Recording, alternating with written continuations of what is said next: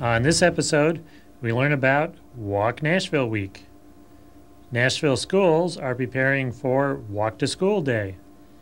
We talk with a planner about pedestrians and bicycles in Nashville. A son discusses the tragic death of his mother in Severna Park, Maryland. The bicycle pedestrian coordinator of Tucson takes a look at his city. Finally, we check out pedestrian problems at the Opryland Hotel. Stay tuned.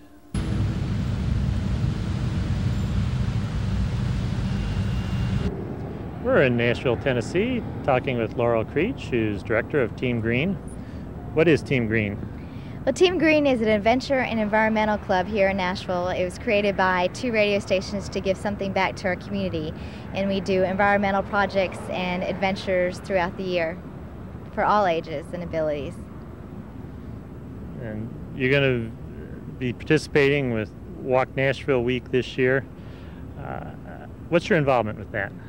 Right, Walk Nashville Week is for the community. It's getting people outdoors in an active, healthy atmosphere, and I'm hoping to promote the event, get out volunteers, help publicize the event, just let people know that walking is good for everybody, both healthy and connecting yourself into the environment, and it helps the community as well get to know each other, to get outside and walk with each other.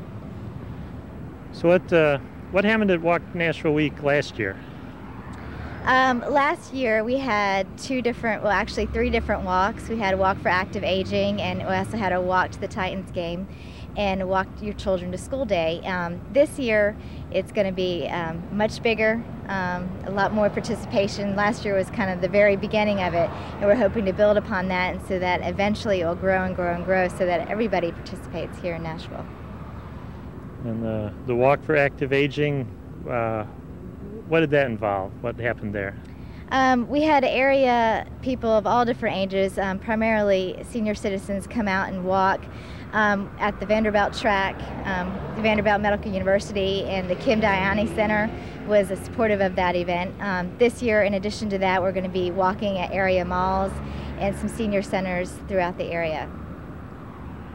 And the walk to the Titans game, I guess people are mostly interested in the football game. Where does the walking come in? Sure. Well, the Titans came here last year, and people have to park all the way across the river to go to the game.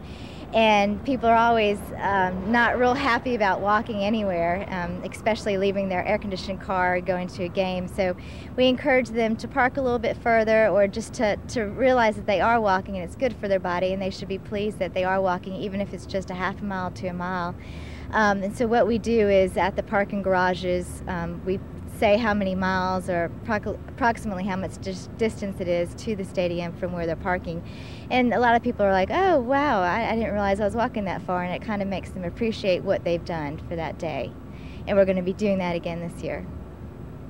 And the Walk to School Day, it's been done in a number of cities. What do you do here in Nashville? Well, last year we had 5 area schools where the children would walk to school on that day. The PE teachers from the schools would initiate it and train the people who were directing the event. Some of them walked with their children, some of the parents. Sometimes it was just on a rope if the children were real young. It became a very big event. We had a lot of dignitaries in the area come out and support it, and we're hoping to build upon that, get more schools involved, get more children involved, and have it grow and balloon from what it's been in the past. And the children, they're walking to school. Did they just walk, or did they have other activities involved with that? Sure, they had some other activities. One of the main goals is to see the environment that the children are walking in, and hope to improve the environment that they're walking in. Therefore, children had cameras, and they would take pictures and report back into what they would see on their walk to school. There are several areas that just are not conducive to children walking. We're hoping that this is one of the goals of this event, is to try and improve those conditions.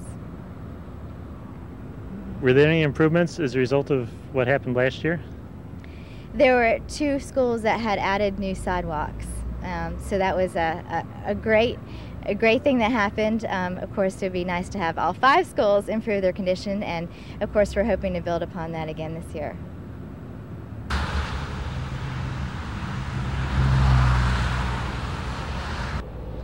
We're in Nashville, Tennessee, talking with Scott Brunette, who's athletic director and PE coordinator for the Metropolitan Nashville Public Schools. What does an athletic director do? You name it, we do it. I help supervise about 460 coaches in our school system and 310 PE teachers.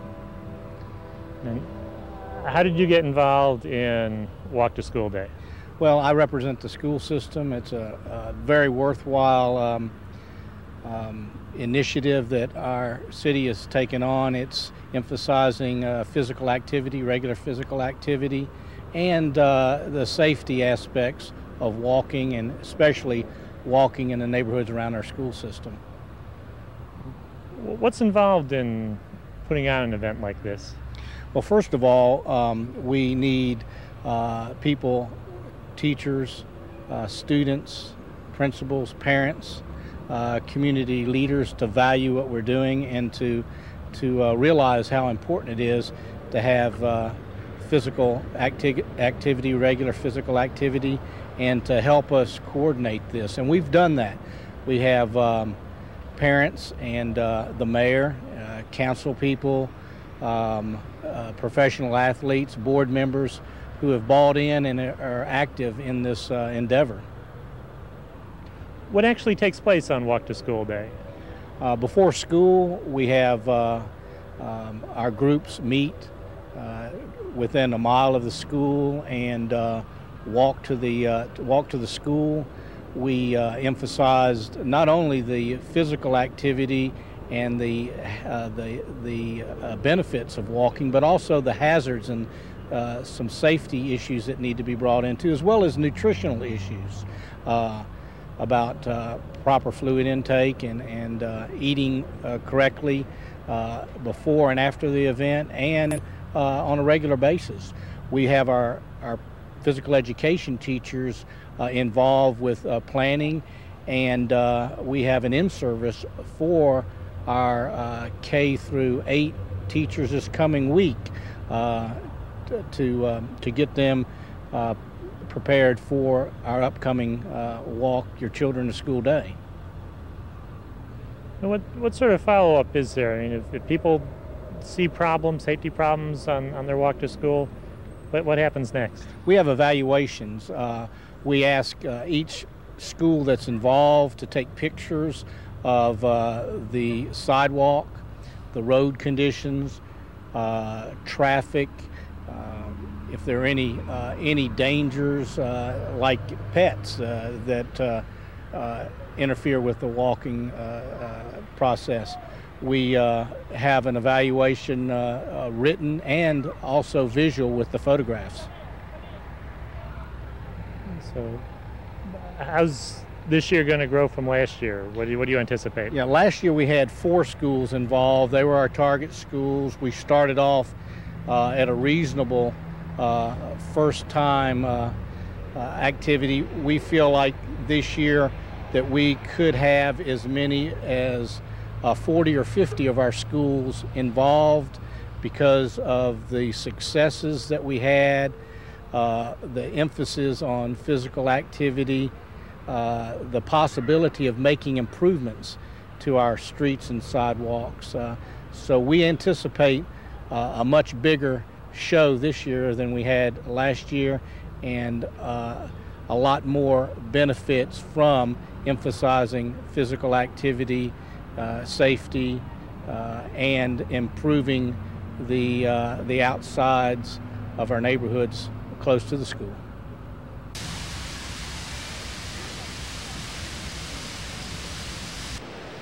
We're in Nashville, Tennessee, talking with Robert Murphy, who's president of RPM and Associates. What is RPM and Associates? We are a traffic engineering and transportation planning firm. Do you do much for pedestrians or bicycles?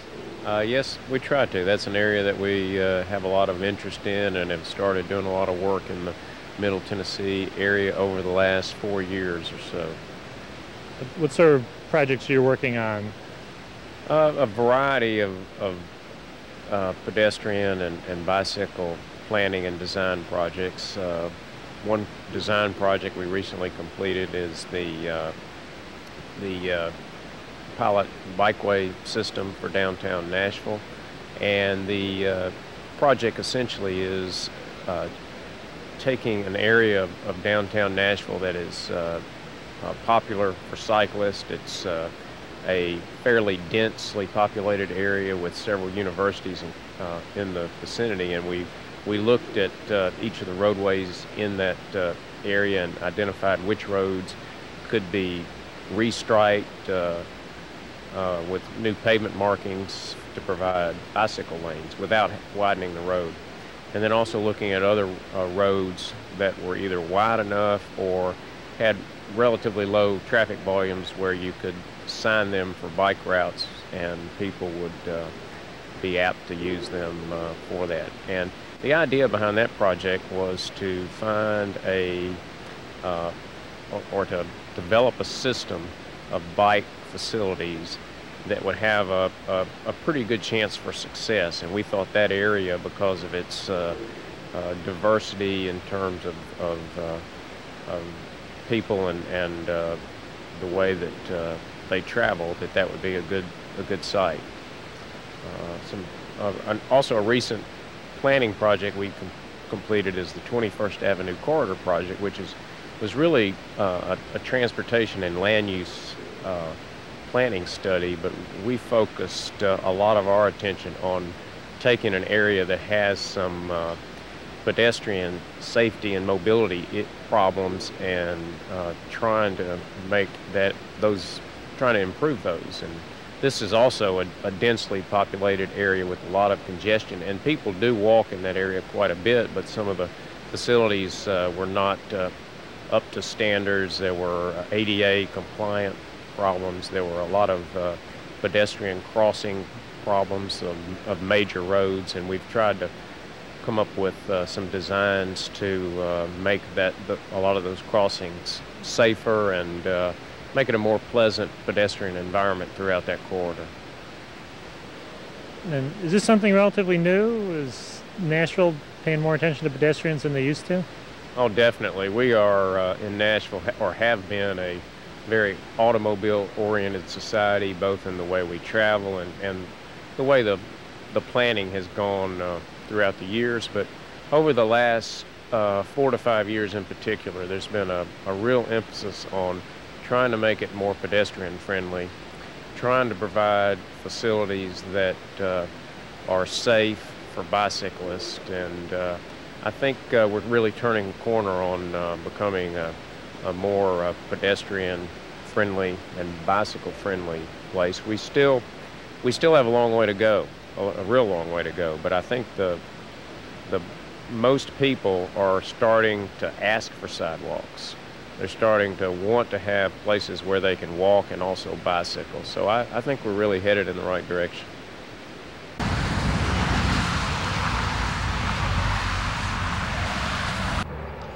We're in Severna Park, Maryland, talking with Scott Sherwood. We're at the intersection of Benfield and Kensington. What happened here on January 28th? My mother, Betty Sherwood, who was 65 years old, was attempting to walk across the street in the middle of a snowstorm with a lot of ice to her car, which was parked across the street in a parking lot. She did that so that she wouldn't be plowed in by the county snowplows in the morning in the driveway being 4 houses down. So that morning she came here to get to her car for safety purposes to drive to work, and as she was taking her time to cross the street in a road that's bumper-to-bumper traffic during the weekday, she was in the middle of the turning lane without any cars in it, stopped, attempted to cross the next lane, that's just a couple steps away, into that parking lot, and was struck by a minivan and killed. She was 65. What impact did that have on your family? Well, my mom was the heart of our family, and it's really shattered us in many ways. the emotional devastation of something like this is difficult to put into words when someone who's just been part of your entire life is taken away so suddenly and so violently and so unexpectedly. She was a very small woman, 4'11", 5 feet, 110, 115 pounds, very gentle, nonviolent, and to imagine that contrast is still deeply disturbing, and it leads us to many questions about exactly what happened. Our family still, and her friends and our extended family, are still taking this on a day-by-day basis emotionally. Very, very difficult. Since then, some changes have been made to this intersection. What's happened? What did it take to make it happen? Right. Well, I think what should be said immediately after the accident, something else that very disturbing happened, is that there seemed to be more of an emphasis on traffic than someone's life. And what I mean by that is police were on the scene, many eyewitnesses were here, the emergency medical technicians, and for whatever reason, bureaucratic reasons, but the police left a lot of her things on the side of the road. Her shoes, her boots, her jacket, her scarf, and blood was just left on the side of the road. And 20 minutes after the accident, they had traffic moving again. Things on the side of the road as if an animal had been hit. So my father and brother and a friend had to actually pick those things up, and we had to get rid of the blood that was frozen in the ice a couple days later. Since then, my father took it upon himself to follow up with government officials on getting a crosswalk put here, since there is no marked crosswalk. There still is not in the area of the road she was crossing. However, they did put a crosswalk right on the other side here. That crosswalk was only put in from our efforts. Now, the day the crosswalk was going to be laid down, my father came out to meet with the engineer, and the engineer would not do it. And my father asked, "Why won't you put down the crosswalk?" And the engineer said, "I'm afraid people will use it because it looks so dangerous here." Well, what the engineer really wanted was to get additional signs posted before the crosswalk on either side of the road to warn people they're approaching a pedestrian crossing. So now the crosswalk is in on one side, but not on the side my mother was crossing. It should be pointed out this area is used frequently for people crossing the street. It is used for people who work in the building across the street to drive from one place to another. It's used as a turning lane. Children cross this street. It's very nerve-wracking to be in the middle of a turning lane while cars are speeding by, very rarely following traffic speed limits. So that's what has happened to this day, and we're hoping more could be done. The county executives have promised that a traffic study is being pursued. We don't know what that's going to result in. Statistics on how many accidents are here, have people been hit here in the past? We don't know, but there is more studies going on. One question some people like to bring up is, well, why didn't she just go cross at a light? What would it have taken for her to go and cross at a light? Good question.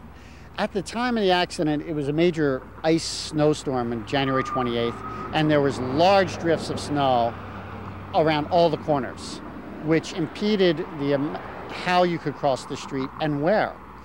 You couldn't walk on any sidewalks in the area because the snow and ice were waist high, which makes it even higher it was about waist high on my mom, who was very short.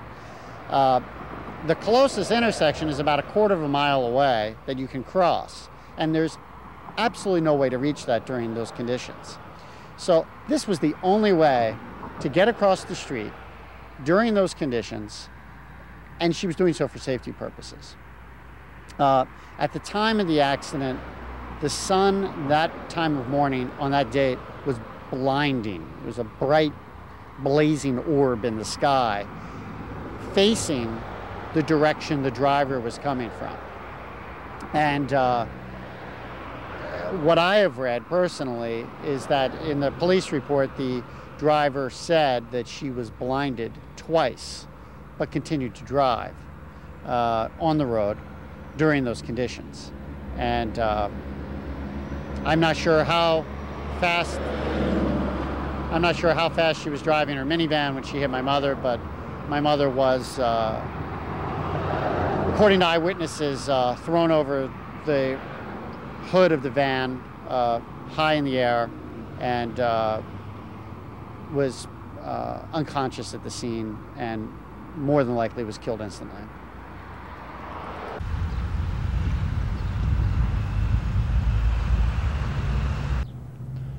We're in Tucson, Arizona, talking with Tom Fisher, who's the bike ped coordinator for the city. What is it that a bike ped coordinator does? A little bit of everything. What we try to do is link the engineering, the education, the enforcement components of a pedestrian system and a bicycling system. We review plans, we oversee projects, actual construction projects. We put on promotional events for bicycle and pedestrian safety, and also just to let the public know about some of the nonprofit organizations and races and rides and advocacy efforts throughout the community. And you have something called a pedestrian master plan. What's the status of that? Well, the status is that we're just beginning that right now. It takes quite a while to do one. We work extensively with citizens and with city staff and even political officials to identify what we're trying to do in the city in terms of pedestrian facilities and education too. So the first component is to identify what our goals are, what we're trying to do, and then how you attain those goals. Also, we'll look at how we can provide safer environments for pedestrians through new laws, how we can create advocacy groups. Advocacy just doesn't happen out there. In some communities it does. In others, such as ours, we have to actually create that. We have to go out and seek citizens that are interested in creating safer and also more accessible environments. So we've worked extensively with groups such as, there's a Commission on Disabilities Issues organization, there's the Citizens Transportation Advisory Committee. We worked a lot with them. But Tucson does not have a very good network of sidewalks. It's one of these sprawling western cities. For the past 50 years, we've just been building houses and roads. And now we're going back and trying to assess our needs for pedestrian facilities, among many other things such as lighting and even curbs and paved roadways. But it's sort of a daunting task. We have 200 square miles in our city, and where do we start? So part of the planning process is we're going to identify how to prioritize projects. Identify the projects and prioritize them. And that's probably going to take a good year or so. And how will the pedestrian master plan fit in with some of the other programs in the city? For example, your Back to Basics program. Yeah. Back to Basics is one program of many that we have that include pedestrian improvements. And how it's set up is that each council member, and this year the mayor, is going to select a neighborhood in their area of their choosing for basic improvements. A lot of these neighborhoods have been clamoring for just basic improvements, such as curbs, such as lighting, such as sidewalks. And you can see we're in one now where there's just limited sections of sidewalk and they don't connect all the way. There's no wheelchair ramps for people with disabilities. So over the past 2 years, the Back to Basics program has done several pedestrian projects that have been requested by the neighborhoods. They get to choose the improvements that they want. and sidewalks is one of them. Then we have several roadway projects that include pedestrian facilities. We have several upgrades to existing public facilities that include wheelchair ramps and access in parks from the parking lot to the restroom, or access from the parking lot to the playground. These are just real essential things that we need. So we come back in 20 years, look at Tucson, what are we going to see? Well, hopefully we're going to see some connections with sidewalk improvements. That basically, we want a pedestrian-friendly environment. It's not just facilities. We want to make environments that encourage pedestrians, such as shade. Out here, we have sun 360 days out of the year, and it gets very difficult sometimes to be walking around to a bus stop or getting to work somewhere without adequate shade. And wide sidewalks, we want to make safer pedestrian crossings, make it easier for people to get 5 blocks from their house to taking their kids to school or to the grocery store, wherever it might be, and thus reducing vehicle use.